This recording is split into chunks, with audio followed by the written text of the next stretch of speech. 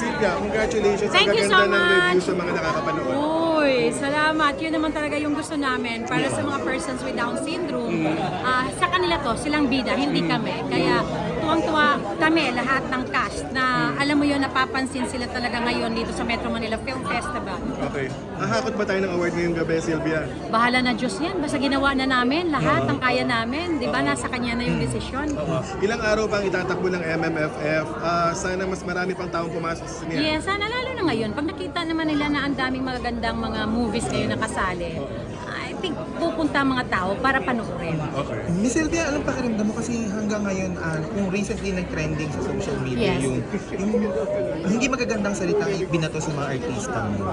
May mga foul words na Yun na hindi na sinabi. sana dapat sinasabi. Hindi na sana sinasabi sa social. Patuloy pa rin siya kahit na maganda yung intention mo sa pelikula. Sa mga nagsasabing ganyan, bahala na Diyos sa kanila.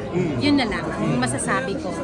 Basta ako, naniniwala ako, deserve na mga persons with disabilities yung ganitong klase na mapasama din sila.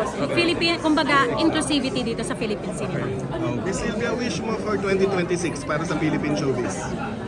Mas umangat, mas magkaisa, mas maging maayos, at mas papasukin na dapat ng mga tao. Alam mo yon, mas umangat tayo. Kailangan natin.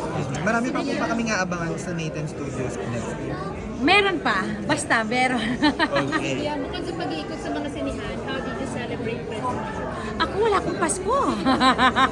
Actually, oo, pahinga lang ako ng 24 para sa Noche Buena na, yun lang. Tapos na. Tapos kasama ko yung mga in-laws ko, buong pamilya nandun kami. Tapos after nun, kinabukasan, theater mall na naman. So nagpahinga lang ako ng 24 ng gabi para salubungin yung Noche Buena. Kasama kayo lahat. Sila Wayne and Arjo. Yes.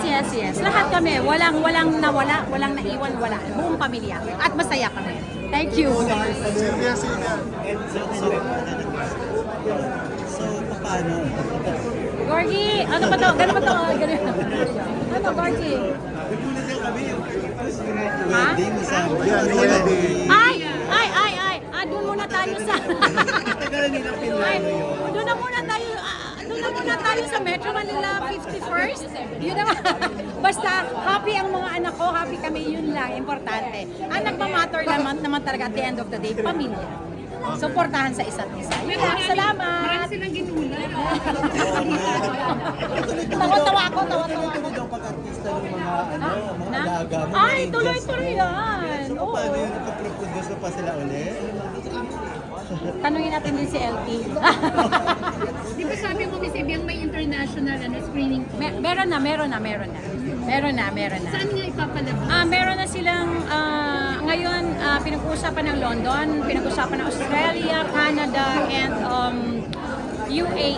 Meron pa isang bansa, Netherlands, parang ganon. Basta meron pa. So magpo-promote din yung mga kids? Tingnan natin kung ano mangyayari. Sana mag-promote sila. Sana.